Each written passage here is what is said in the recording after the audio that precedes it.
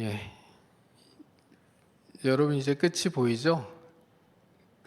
오늘까지 포함해서 3번, 다음 주까지 하면 요한계시록 22장까지 우리가 전체 말씀을 살펴보게 됩니다. 이제 끝을 향하여 가고 있는데요. 오늘은 지난번 시간, 그 전 시간에 이어서 3번째로 새 예루살렘 어린 양의 신부로 드러난 공동체라는 제목으로 말씀을 전하려고 합니다. 새 예루살렘은 어린 양의 신부로 드러난 공동체다. 그래서 완성된 교회 공동체, 완성된 하나님 나라 백성 공동체를 의미한다라는 것을 제가 말씀을 드렸죠. 기억하시죠? 예, 그것을 이제 기억하면서 오늘 말씀을 들으시면 좋을 것 같아요.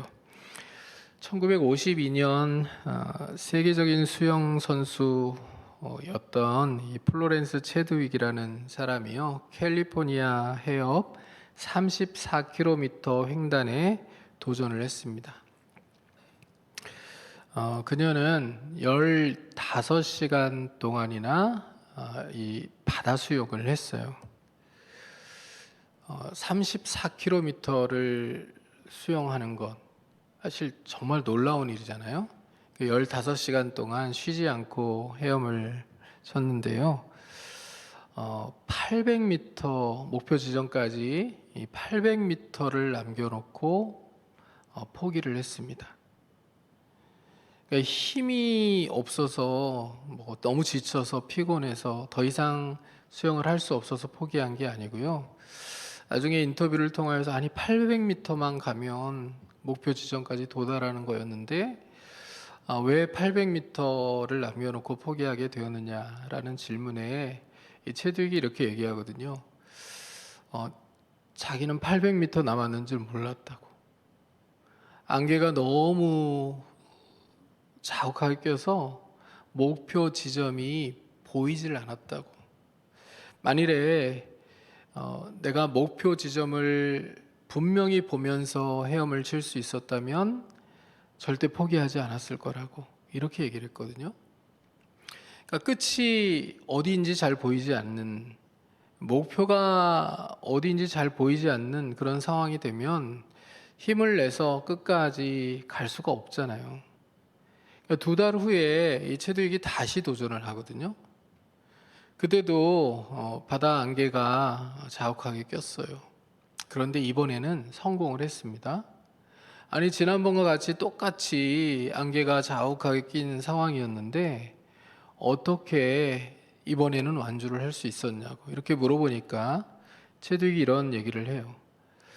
전의 실패의 경험을 마음에 담아두고 눈으로는 그 목표물이 보이지 않지만 그러나 마음으로는 그 목표물을 생각하면서 도착 지점을 마음으로 계속 그리면서 조금만 더 가면 돼, 조금만 더 가면 돼 라는 마음을 가지고 힘을 내서 끝까지 완주할 수 있었다고 이야기를 한 거예요. 여러분, 우리도 인생의 경주를 우리가 해나가고 있잖아요. 우리도 인생의 수용을 하는 그런 상황이라고 한번 생각해 보세요. 인생의 끝에 대한 이 결말에 대한 소망이 우리에게 분명히 있다면 우리는 삶의 여정 가운데 어떤 일들이 있어도 힘을 내고 용기를 잃어버리지 않고 소망을 가지고 나아갈 수 있을 거예요. 맞죠?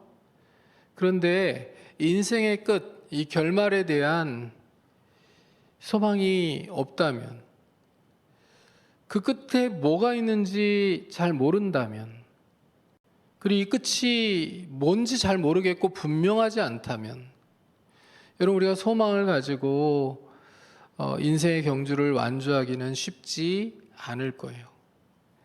지금 요한계시록을 처음 읽는 요한계시록의 수신자인 성도들도요, 사실 이 짙은 안개 가운데서 수영을 하고 있는 것과 같은 그런 삶을 살아가고 있었습니다. 그들은 로마 제국의 화려한 불빛 아래에 살고 있었지만 핍박과 환란이라는 지독한 안개 때문에 영적인 시야가 가려져서 너무나도 힘든 그런 상황을 마주하고 있었습니다. 믿음을 지키면 손해를 봐야 되고, 진실하게 살면 세상에서 도태되고 생명을 잃을 수도 있는 그런 상황 가운데 그들이 인생을 살아가고 있었어요. 교회는 너무나도 작고 힘이 없었고, 로마라는 세상은 거대한 바다처럼 그들을 집어삼킬 듯이 커 보였습니다. 짙은 안개 속에서 지쳐가던 성도들이 질문을 했겠죠. 끝까지 믿음을 지켜도 괜찮은가? 우리가 닿을 영광의 육지가 과연 있는 건가? 영광스러운 끝, 영광스러운 결말이란 것이 과연 있기는 한 걸까? 하나님이 정말 우리와 함께 하시는 건 맞나? 이런 질문들을 끊임없이 던지면서 신앙생활을 해나가고 있었을 거예요. 그래서 주님은요, 이 안개 속에서 소망을 잃고 포기할 수도 있는 그런 상황에 계시록의 성도들을 향하여서 사도 요한을 통하여서 이 마지막 환상을 보여주시는 겁니다. 이 마지막 환상이 사실 끝에 대한 환상이고 결말에 대한 환상이에요. 그러니까 새 예루살렘, 영광스러운 그 공동체, 완성된 하나님 나라 공동체라는 것은요, 이 신앙생활의 끝에 결말에 무엇이 있는지를 보여주면서 자기 백성에게 위로를 더하고 소망을 주는 그런 이야기라는 얘기예요. 그래서 오늘 우리가 읽은 이 말씀은 그 환상 가운데 제일 끝부분에 해당하는 장면이잖아요. 그러니까 오늘 말씀을 통해서도 우리가 우리 인생의 결말, 우리 인생의 끝을 미리 내다보며 우리가 지금 신앙의 경주를 이렇게 해나가면 우리가 어떤 소망의 항구에 또 어떤 영광의 결말에 이르게 될지를 생각하며 하나님이 주시는 위로를 받고 또 소망을 얻고 도전을 받는 귀한 시간이 될 수 있기를 주님의 이름으로 축원합니다. 여러분이 새 예루살렘 공동체는요, 오늘 본문에 근거하면 첫 번째는 하나님이 모든 것이 되시는 공동체입니다. 하나님이 모든 것이 되시는 공동체. 여러분, 이 새 예루살렘에는요, 없는 것들이 있다는 얘기가 이제 계속 나오거든요. 첫 번째 없는 것이 뭐냐면 성전이 없다라고 나와요. 21장 22절 말씀을 한번 읽어보겠습니다. 같이 읽습니다. 성 안에서 내가 성전을 보지 못하였으니 이는 주 하나님 곧 전능하신 이와 및 어린 양이 그 성전이심이라. 성전이 없고요, 성전이 없는 이유가 뭔지를 설명하고 있잖아요. 자, 새 예루살렘에서 성전이 없다는 말이 우리에게는 충격적으로 다가오지 않지만 사실은 굉장히 충격적인 언급이거든요. 당시 성도들에게는. 여러분, 구 예루살렘, 실제 예루살렘의 중심은 성전이었잖아요. 성전을 중심으로 이 성 전체가 움직였거든요. 이 성전이 또 예루살렘뿐만 아니라 유대라고 하는 나라 전체의 중심이었거든요. 그러니까 성전이 없는 이스라엘은 상상할 수가 없고 성전이 없는 예루살렘은 상상할 수가 없는 거예요. 성전은 하나님이 임재하시는 장소였고 동시에 죄인이 하나님께 나아갈 수 있는 또 하나님을 만날 수 있는 만남의 장소였어요. 그러니까 이 성전은 너무너무 중요한 장소였는데 근데 이 성전이 새 예루살렘에는 없다는 거예요. 당시 요한의 시대에 유대인들이 그 교회, 우리가 공동체를 생각하지만 사실 그때 그 당시에 교회는 다 가정에서 모였던 교회들이고 유대인들은 안식일이 되면 성전에서 모였고 그리고 주중에는 이 가정교회에서 흩어져서 모였거든요. 그런데 AD 70년에 성전이 로마에 의해서 완전히 무너져 버리게 돼요. 로마에 의해서 완전히 무너져 버린 그 성전도 충격이에요. 그렇게 해서 성전이 없어진 것도 충격인데, 그러니까 무엇을 생각하고 이들이 살았겠어요? 성전의 재건, 성전을 다시 재건하는 것을 늘 생각하며 살았어요. 그럼 이제 최종적으로 완성되는 하나님 나라 공동체 안에는 성전이 있어야 될 거 아니에요. 그런데 성전이 없다는 얘기를 지금 딱 하는 거예요. 근데 성전이 없는 이유, 그 이유가 무엇입니까? 이는이라고 뒷부분에 나오잖아요. 이는 주 하나님 곧 전능하신 이와 어린 양이 그 성전이심이라, 이렇게 표현하고 있는 거예요. 우리가 지난 시간에 이제 벌써 그래도 한 2주 정도 지났기 때문에 잊어버리셨겠지만, 지난 시간에 우리가 무엇을 봤냐면 이 예루살렘, 새 예루살렘이 그 자체가 지성소다, 하나님의 임재가 있는 지성소다라는 것을 우리가 살펴보았잖아요. 기억하시죠? 기억나시죠? 자, 하나님의 임재가 있는 지성소 그 자체가 새 예루살렘이다 이랬는데, 오늘 본문에서는 지성소를 포함한 이 성전 자체다, 이렇게 범위를 더 확장해서 얘기를 하고 있는 거예요. 하나님이 성전이 되시고 어린 양이 성전 자체가 되시기 때문에 하나님의 임재가 이 새 예루살렘에 가득하기 때문에 다른 성전이 필요해요? 안 해요? 여러분, 성전이 성전일 수 있는 것은, 또 지성소가 지성소일 수 있는 것은 무엇 때문이에요? 거기에 하나님이 계시기 때문에 그래요. 하나님의 임재가 거기에 있기 때문에 그 장소가 성전일 수 있는 거고요. 그 장소가 지성소일 수 있는 거예요. 그러니까 하나님의 임재가 없으면, 하나님이 떠나버리시면, 여러분 그 장소는 겉모습은 똑같아도 성전일 수 있습니까? 없습니까? 성전이 아닌 거예요. 하나님의 임재가 없으면 더 이상 지성소가 아닌 거예요. 그러니까 제일 중요한 것은 뭐라고 지금 얘기하는 거예요? 건물이에요? 아니면 하나님의 임재예요? 하나님의 임재. 하나님의 임재가 이 교회 공동체 안에서 제일 중요한 요소다라는 걸 얘기하는 거예요.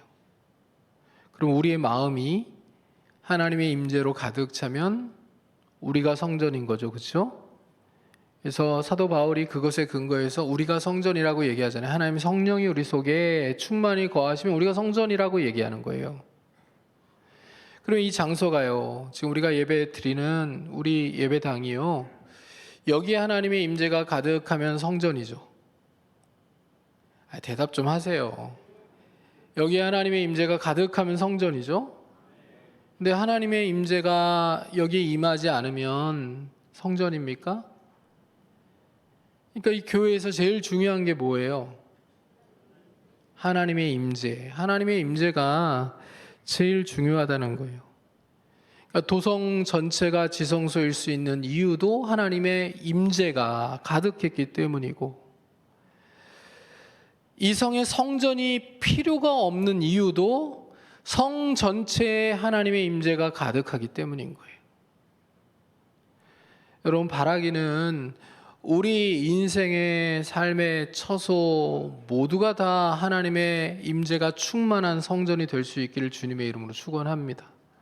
여러분의 마음이 성전이실 수 있기를 바라고, 여러분의 가정이 성전이실 수 있기를 바라고, 여러분의 일터가 성전이실 수 있기를 바라고, 또 우리 교회가 성전이기를 바라고, 여러분 모이는 소그룹의 모임들, 동아리들이 다 하나님의 성령이 충만하게 임재하시는 성전이 될 수 있기를 주님의 이름으로 축복합니다. 여러분, 세상은요, 그리고 심지어 하나님의 사람들조차도 자꾸 교회의 가치를 눈에 보이는 것으로 판단하고 평가하려고 하죠. 그렇죠?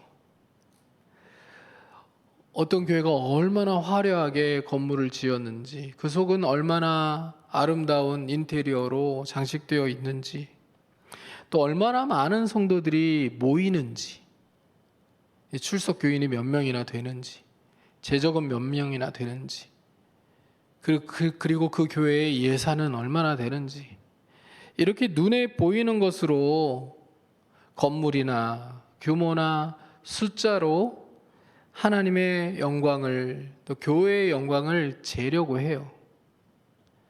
근데 이게 얼마나 잘못된 것인지 오늘 본문을 통해 우리가 알 수 있죠. 그게 중요한 게 아니죠. 건물이 아무리 커도, 화려해도, 아무리 많은 사람이 모여도, 아무리 많은 재정이 넘쳐나도 거기에 하나님의 임재가 없으면 그것은 하나님이 진짜로 기뻐하시고 영광을 받으시는 그런 교회 공동체가 아니라는 것을 우리가 기억할 필요가 있는 거예요. 우리가 진짜 소망을 어디에 둬야 돼요?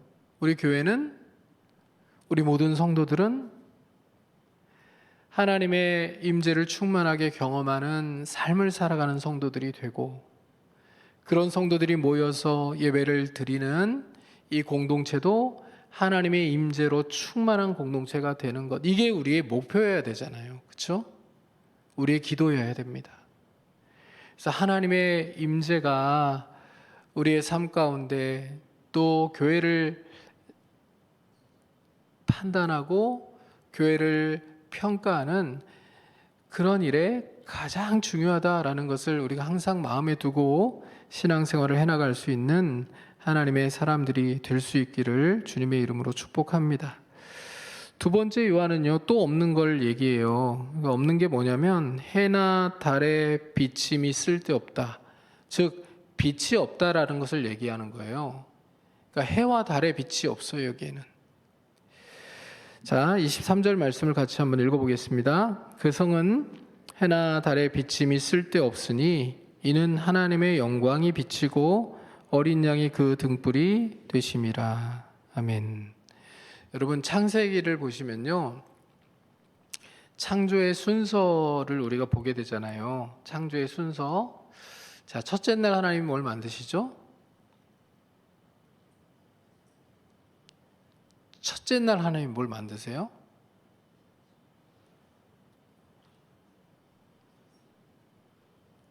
하나님이 빛이 있으라 하시니 빛이 있었죠. 그렇죠? 그 처음 듣는 것처럼 이렇게 들으시는데, 자, 하나님이 빛을 먼저 창조하시죠. 그 다음에 여러분, 해와 달과 별들이 몇째 날 창조가 됩니까? 넷째 날. 그렇죠? 그러면 창세기가 보여주는 게 뭐예요? 해와 달과 별들이 빛을 내기 전에 이미 빛이 존재했어요.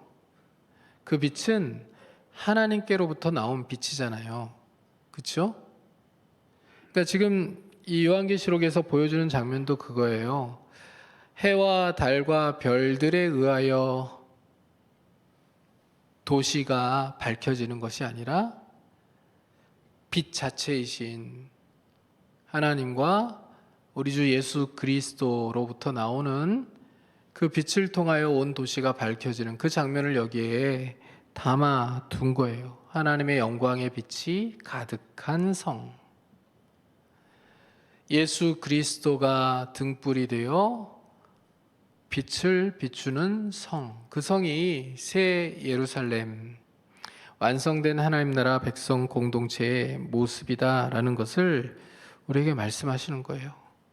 그래서 이 빛 아래, 하나님의 영광의 빛 아래, 그리스도가 등불 되시는 그 빛 아래서 만국이 다니고, 또 열국의 왕들, 만국의 왕들이 다니고, 또 백성들이 다니는 그런 상황들이 오늘 본문에 펼쳐진 장면이에요. 같이 한번 읽어보실게요. 24절 말씀을 한번 읽어보겠습니다. 24절부터 26절까지를 한번 쭉 읽어볼게요. 만국이 그 빛 가운데로 다니고 땅의 왕들이 자기 영광을 가지고 그리로 들어가리라. 낮에 성문들을 도무지 닫지 아니하리니 거기에는 밤이 없음이라. 사람들이 만국의 영광과 존귀를 가지고 그리로 들어가겠고. 여러분, 머릿속으로 한번 상상해 보세요. 하나님의 영광의 빛이 비치는데요, 그리스도가 등불이 되셔서 빛을 비추는데요, 밤이 있겠어요? 해와 달과 별들이 없어요. 하나님의 영광의 빛이 비치는 성이에요. 그리스도가 등불이 되시는 성이에요. 여기에 밤이 있을 수가 없죠. 그러니까 하나님의 영광의 빛, 그리스도의 등불이 꺼졌다 켜졌다 이러는 게 아니잖아요. 계속 비추니까 여기에는 밤이 있을 수가 없겠죠. 밤이 상징하는 게 뭐예요, 여러분? 어둠과 불의와 두려움이라는 요소들이잖아요. 그런 게 없는 거죠, 여기에는. 그러니까 성문을 닫아둘 필요가 있어요, 없어요? 성문을 왜 닫아둬요? 여러분, 고대 도시에서 밤마다 성문을 굳게 닫아둔 이유가 뭐예요? 두려움 때문이에요. 적들이 침공할 수 있는 두려움이 있기 때문에 문을 닫아둔 거거든요. 근데 지금 하나님이 영광의 빛으로 온성을 비추시고 그리스도가 등불이 되시는데, 아니 거기 전능하신 하나님이 계시는데 이 성에 무슨 위험이 있어서 문을 닫아두겠어요? 그러니까 문을 닫을 일이 없어요. 위험이 없어요. 어둠의 질서가 없어요. 여기에는 공포가 없어요. 해를 끼칠 만한 어떤 위험 요소도 없어요. 그러니까 지금 당시 계시록의 성도들은 로마 제국이라는 거대한 위험 요소를 안고 살아가잖아요. 아니 낮에도 밤처럼 숨어 있어야 되는 것이 그들의 현실이잖아요. 그런데 목적지인 이 새 예루살렘에는 그런 게 전혀 없는 거예요. 두려워할 일이 없고 걱정할 필요 없고 밤이 없으니 이 위험한 요소들이 다 사라졌으니 걱정하지 않고 안심하며 그 성을 드나들 수 있는 그런 상황들. 그러니까 하나님께서 위로를 주시는 거잖아요. 근데 여기 보시면 사람들이요, 또 왕들이요, 만국이요, 뭘 가지고 들어갑니까? 자기의 영광과 존귀를 가지고 들어간다라고 얘기하고 있어요. 자기의 영광과 존귀는 스스로 어떤 행위를 통해서 만들어내거나 내가 믿음을 잘 지켰기 때문에 만들어진 자기 노력의 산물이 아니에요. 여러분, 사람은요, 인생을 살아가면서 자기 스스로의 노력을 통해서 하나님이 영광이라고 인정하실 만한, 그리고 하나님이 존귀라고 인정하실 만한 그런 것들을 만들어낼 수가 없어요. 우리가 죄된 본성으로 만들어내는 모든 것들은요, 하나님 보시기에 영광스럽고 존귀한 것들이 될 수가 없어요. 그런데 하나님께서 인정해 주시는 거잖아요. 우리가 최선을 다해서 눈물을 흘리며 때로는 흔들릴 때도 있었지만 믿음을 지키려고 애썼던 그 모든 순간들을, 그 모든 수고들을, 그 모든 헌신들을, 그 모든 아픔들을 하나님께서 인정해 주시는 거예요. 그것을 하나님께 드리는 성도들의 아름다운 모습으로 인정해 주셔서 그것을 영광이라고, 그것을 존귀라고 표현해 주신 거예요. 그러니까 우리가 이 땅에서요, 삶을 살아가면서 주님을 위해서 행하는 모든 수고에 대해서, 헌신에 대해서 그게 어디로 사라져 갈까 봐 걱정하지 않으셔도 돼요. 왜요? 하나님이 안 잊으세요. 절대 잊지 않으시고 그것을 성도들의 영광으로, 성도들의 존귀로, 그것을 가지고 이 성 안으로 들어올 수 있도록 하나님께서 인정해 주신다는 말이에요. 우리가 주님을 위해 흘렸던 그 눈물을 헤아려 주시고 눈물을 닦아 주시며 수고와 헌신을 알아주시며 우리의 등을 두드려 두시며 맞아 주시고 우리를 위해서 상을 차려주시고 잔치를 배설해 주시는 그 하나님의 모습을 생각하면서 우리가 마지막 그 영광스러운 결말을 생각하면서 이 땅에서 더 주님을 열심히 섬기며 마지막 순간까지 주님께서 영광으로 존귀로 받아주실 그 헌신을 드리며 그렇게 하나님 앞에 살아가기를 결단하는 우리 모두가 될 수 있기를 주님의 이름으로 축복합니다. 여러분, 이 성은요, 이렇게 자기의 영광과 존귀를 가지고 열린 문으로 이렇게 들어설 수 있는 성이에요. 근데 이 열린 문 한번 생각해 보세요. 위험이 없다라는 것을 의미하는 것이긴 하지만 이 열린 문에 아무나 들어갈 수 있는 건 아니에요. 문이 열려 있다고 닫히지 않는다고 아무나 들어갈 수 있는 문은 결코 아니라는 것을 얘기하는 겁니다. 완성된 하나님 나라 공동체 안에는요, 들어갈 수 없는 사람들이 있어요. 들어갈 수 있는 사람들이 있고요. 27절의 말씀이 바로 그 말씀이에요. 같이 한번 읽어보겠습니다. 무엇이든지 속된 것이나 가증한 일 또는 거짓말하는 자는 결코 그리로 들어가지 못하되 오직 어린 양의 생명책에 기록된 자들만 들어가리라. 아멘. 주님을 위하여 끝까지 믿음을 지키고 수고하고 헌신하고 비록 부족할지라도 연약할지라도 하나님 나라와 영광을 위해서 최선을 다해 산 성도들, 끝까지 믿음을 지키기 위해서 분투하고 노력한 참된 성도들, 즉 요한계시록 전체의 표현에 가면 이긴 자들만이 이 생명책에 이름이 기록이 되는 거고요. 생명책에 이름이 기록된 이긴 자들만 이 성에 들어갈 수 있는 거예요. 자기 영광과 존귀를 가지고. 누가 못 들어갑니까? 이 생명책에 이름이 기록되지 않은 자들은 못 들어가는데 어떤 사람들이 그런 사람인지 여기에 기록해 두었잖아요. 속된 것이나 가증한 일, 그리고 거짓말하는 자는 결코 그리로 들어가지 못한다. 여러분, 성경에서 속되다, 가증스럽다 이 표현은 우상을 숭배하는 것과 관련한 표현이거든요. 그러니까 예수 그리스도를 끝까지 받아들이지 않고 예수 그리스도 외에 마음을 두고 우상을 숭배한 자들은 결코 이 성으로 들어가지 못할 거예요. 특별히 우리의 주목을 끄는 것은 거짓말하는 자라는 거예요. 아니, 살인한 자도 아니고 간음한 자도 아니고, 사실 거짓말하는 자라는 것은, 거짓말은 죄 중에 가장 약한 죄인 것처럼 우리가 느끼잖아요. 여러분, 십계명을 쭉 펼쳐보세요. 십계명 가운데 그래도 제일 약한 죄 같이 느껴지는 죄가 거짓말하는 거 아니에요? 어떻게 생각하세요? 자, 도둑질하는 게 나빠요? 거짓말하는 게 나빠요? 더 나빠요. 어떤 게 더 나빠요? 거짓말하는 게 더 나빠요? 도둑질하는 게 더 나빠요?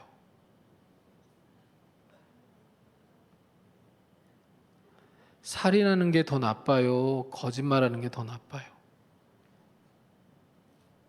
살인하는 거, 도둑질하는 거, 이게 거짓말하는 것보다는 더 나쁜 것 같잖아요. 우리 그렇게 생각하죠. 그래서 여기 거짓말하는 자를 적어놓은 거예요. 제일 사람들이 생각할 때 제일 아무것도 아닌 것 같은 죄라고 생각하는 그 죄라도 해결하지 못한 자, 가장 작은 죄라고 생각되는 그 죄 문제도 해결하지 못한 자, 이 죄 문제를 해결할 수 있는 길이 딱 하나잖아요. 예수 그리스도를 통하여 이 죄의 문제를 해결할 수 있는 거잖아요. 그리스도를 통해서만 우리의 죄의 문제를 해결할 수 있는 거잖아요. 결국은 앞에 나오는 속된 것, 그리고 가증한 일, 그리고 거짓말하는 자, 이것은요 다 예수 그리스도를 믿지 않는 사람들을 의미하는 거예요. 그러니까 작은 죄 문제도 해결할 수 없는 우상 숭배자들, 작은 죄의 문제도 해결하지 못하는 예수님을 끝까지 거부한 사람들, 그 사람들은 결코 이 성으로 들어갈 수 없다라는 것을 말씀하고 있는 거예요. 여러분, 그래서요 우리가 예수님을 믿는 건 너무너무 잘한 거고요, 너무너무 중요한 거고요. 근데 예수 믿으면서 여러분 우리가 죄를 또 짓잖아요. 그 죄에 대해서 민감하게 생각하고 죄를 짓지 않기 위해서 몸부림치고, 그리고 매일 우리의 죄를 주님 안에서 씻어내기 위해서 몸부림치며 살아가는 것도 중요하다는 것을 여러분 결코 잊지 말고 살아가실 수 있기를 주님의 이름으로 축복합니다. 몸을 씻듯이 여러분 회개라는 것도요, 날마다 우리의 마음속에 또 우리의 손발에 모든 이 죄악들을 떨어내는 이 회개도 주님 앞에서 우리가 매일 같이 기도하며 용서를 구하며 그리고 다시는 같은 죄를 반복하여 짓지 않기를 몸부림치며 살아가는 것이 정말 하나님이 우리에게 원하시는 그런 그리스도인들의 모습임을 한순간도 잊지 않고 살아갈 수 있기를 주님의 이름으로 부탁을 드립니다. 여러분, 두 번째 우리가 살펴볼 말씀은요, 에덴의 생명과 사명이 회복되는 공동체가 바로 이 새 예루살렘이다라는 거예요. 보시면 22장 1절 말씀입니다. 이제 도성 한가운데를 흐르는 생명수의 강으로 우리가 이끌림을 받게 되는데 1절 말씀 같이 한번 읽어보겠습니다. 또 그가 수정같이 맑은 생명수의 강을 내게 보이니 하나님과 및 어린 양의 보좌로부터 나와서.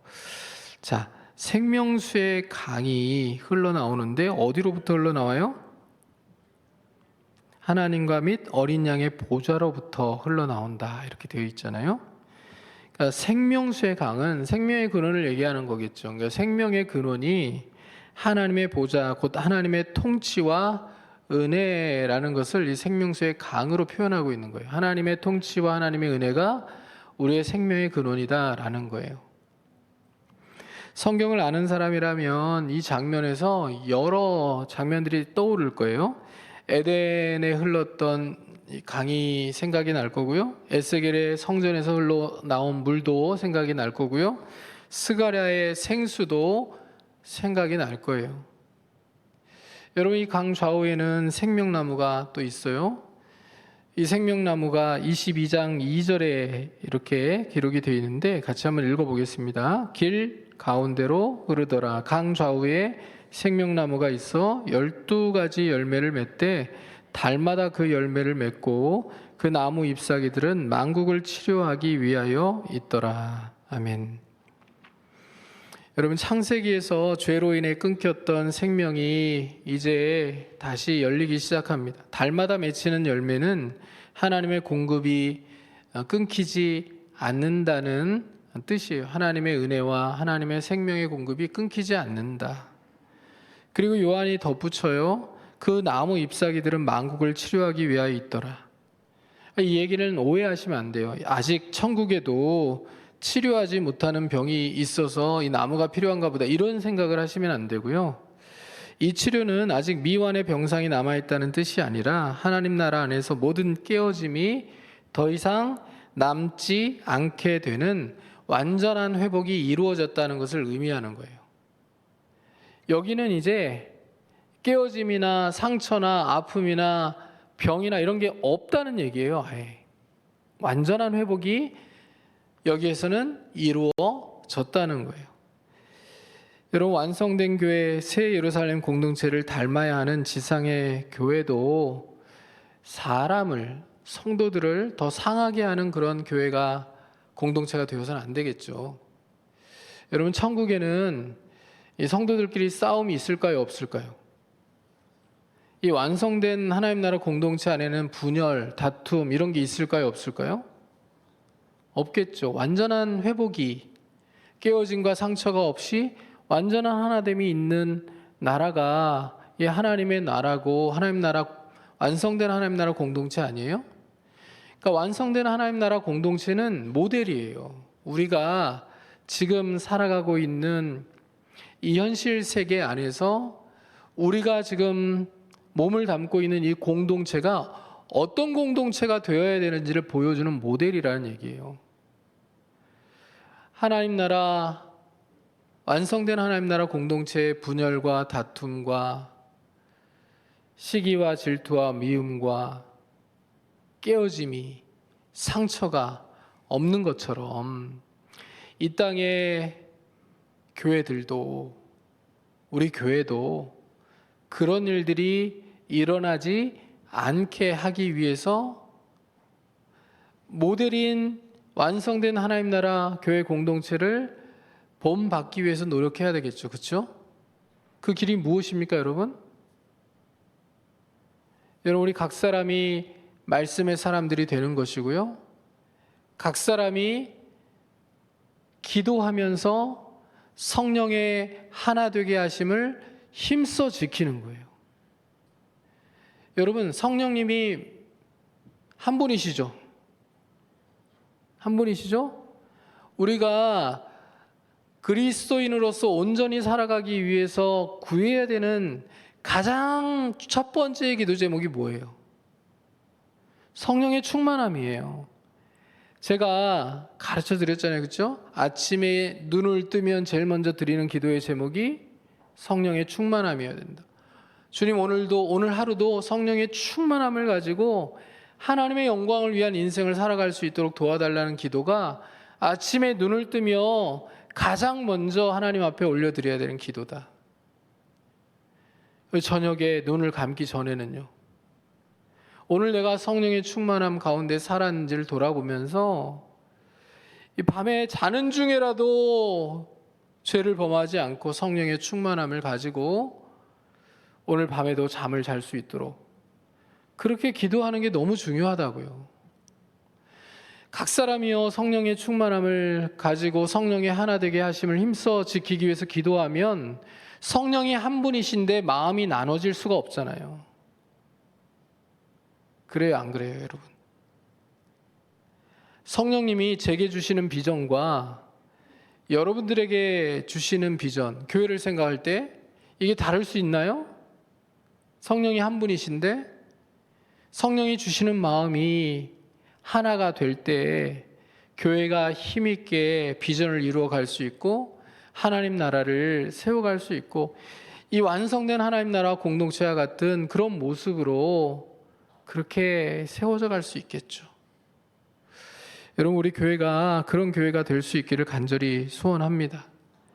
교회 안에서 막 분열이 일어나고 다툼이 일어나고 각 사람의 마음이 다르고 사람들의 마음을 상하게 만들고 이런 상황들이 안 생기도록 우리가 성령의 충만함을 구하며 내 말 한마디, 내 행동 하나, 그리고 내 태도와 섬김, 이 모든 것들이 다른 사람들에게 해가 되지 않도록, 상처가 되지 않도록, 그리고 교회를 깨는 일이 되지 않도록 그렇게 몸부림치며 살아갈 수 있는 하나님의 사람들이 될 수 있었으면 좋겠어요. 그래서 우리의 말, 태도, 섬김, 행동 모든 것들이 오늘 여기 본문에 기록되어 있는 것처럼 사람을 살리는, 만국을 치료하는 잎사귀와 같이 쓰임받을 수 있는 그런 인생이 될 수 있기를 주님의 이름으로 축복합니다. 자, 그 다음에 이제 에덴이 회복된 것을 보여주는 가장 중요한 장면으로 우리가 나아가게 되는데 22장 3절 말씀이에요. 같이 한번 읽어보겠습니다. 다시 저주가 없으며 하나님과 그 어린 양의 보좌가 그 가운데에 있으리니 그의 종들이 그를 섬기며. 여러분 한번 보세요. 다시 뭐가 없어요? 저주가 없어요. 이 저주라는 단어가 등장한 게 창세기 3장이거든요. 창세기 3장의 저주를 한번 생각해 보세요. 하나님께서 타락한 인간, 하나님 앞에 반역한 인간과 또 인간의 죄에 대해서 말씀하시잖아요. 반응하여서 말씀하시는데 그때 땅이 저주를 받아요. 그리고 노동이 즐거움이 아니라 신음, 고통이 되고요. 그리고 하나님과의 관계가 완전히 깨어져 버리고요. 죽음이 들어와 버리게 되죠. 이게 저주예요. 근데 그게 없는 거예요, 이제. 그게 끝이 난 거예요. 그래서 왜 천국에는 죄도 없고 또 사망도 없고 그러느냐? 이게 끝났기 때문에 그래요. 저주가 끝났기 때문에. 저주가 없어요. 오히려 생명의 근원이신 하나님과 어린 양이 임재하시고 충만하게 임재하시고 통치하시고 다스리시니 여기에서는 우리가 걱정할 필요가 없는 거예요. 죽음에 대한 걱정, 뭐 노동에 대한 걱정 이런 걸 안 하고 살아도 되는 그런 저주가 끝난 세상이 바로 완성된 하나님 나라 공동체의 모습이라는 것을 우리에게 보여주는 겁니다. 새 예루살렘은 저주가 없는 세상입니다. 그리고 하나님의 종들인 우리들은요, 그 보좌 앞에서 하나님을 섬기는 일들을 감당하게 될 거예요. 하나님을 섬기는 사람들은 소수의 사람들로 정해져 있고 대부분은 다 구경꾼인 그런 모습이 아니라요, 모든 종들이 다 하나님을 섬기는 그런 모습이 지금 회복된 에덴 동산, 이 완성된 하나님 나라 공동체의 모습임을 우리가 알 수 있다는 거죠. 그 다음 장면으로 또 나아가 보세요. 보시면 22장 4절에 어떻게 기록이 되어 있습니까? 그의 얼굴을 볼 터이요 그의 이름도 그들의 이마에 있으리라. 아멘. 여러분, 우리가 하나님의 보좌에서 하나님을 섬기는데 하나님의 얼굴을 못 보면 답답하겠죠. 옛날에 그 왕들의 얼굴을 신분이 낮은 종들이 볼 수가 없어가지고 이렇게 발을 쳐놓고 감히 볼 수 없는 대상임을 딱 가려놨잖아요. 근데 그런 게 아니에요. 우리가 이제 하나님과 우리 주님을 보좌에서 섬기는데, 근데 제일 영광스러운 장면이라고 생각해요. 얼굴을 볼 터이요. 여러분 궁금하지 않으세요? 하나님은 어떤 분이실까? 우리 주님은 어떻게 생기셨을까? 너무 궁금하지 않으세요? 여러분, 죄인은 하나님을 결코 볼 수 없고 나아갈 수도 없었거든요. 하나님 눈에 보이지도 않는 분이지만, 그러나 하나님이 임재하셨다고 하는 그 영광스러운 장소에도 죄인이 함부로 나아갈 수 없었던 게 이 구약시대의 모습이 아닙니까? 그런데 하나님의 얼굴을 우리가 본대요. 구약 성경에서는 모세도 하나님의 영광을 정면으로 볼 수가 없었거든요. 그런데 우리가 하나님의 얼굴을 볼 수 있대요. 놀라지도 않으시죠? 그러니까 볼 수 있다는 게 기쁨인 게 아니고요, 이게 상징하는 게 있어요. 관계의 완성이에요. 가림막이 필요가 없어요. 하나님과 친밀한 관계 가운데서 우리가 하나님을 섬기고요, 하나님과 친밀한 관계 가운데서 하나님 앞에서 하나님을 모시고 하나님과 함께 살아가는 그 장면이 바로 그의 얼굴을 볼 것이요 라고 하는 이 표현 안에 담겨 있다는 거예요. 여러분, 지금 우리는요, 눈에 보이지 않는 하나님을 믿으며 섬기며 살아가려고 참 애를 쓰고 있잖아요. 때로는 하나님이 진짜 계신가라는 생각이 들고 하나님이 너무 멀리 계신 것처럼 느껴질 때가 있잖아요. 기도해도 하나님이 그냥 침묵하고 계신 것 같고, 말씀을 읽어도 또 말씀 가운데 역사하신 하나님을 만나지 못할 때가 있어요. 그런데 우리가 계속해서 인내하고 우리의 믿음의 길을 걸어가면요, 마침내 하나님의 얼굴을 보게 되는 날이 온다는 거예요. 그리고 하나님과 친밀한 교제를 나누며 하나님을 지척에서 섬기며 하나님과 함께하는, 하나님으로부터 공급되는 그 생명과 은혜를 날마다 누리며 살아갈 날이 반드시 온다는 얘기예요. 여러분, 저는 말씀을 준비하면서 이게 굉장히 큰 위로가 되더라고요.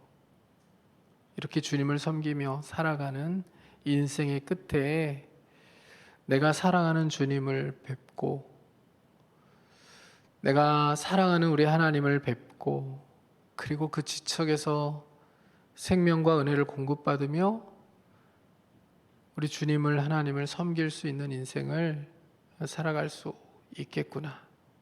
지금은 눈에 보이지 않는 하나님을, 눈에 보이지 않는 예수님을 섬기며 또 전하며 가르쳐야 되는 사실은 굉장히 무거운 책임을 감당하고 살아가고 있는데, 그런데 이제 그 짐을 벗고요, 눈에 보이는 친밀한 관계를 맺어주시는, 그리고 생명과 은혜를 공급해 주시는 그 하나님을, 그 보좌 앞에 섬길 수 있다는 게 너무 감사하더라고요.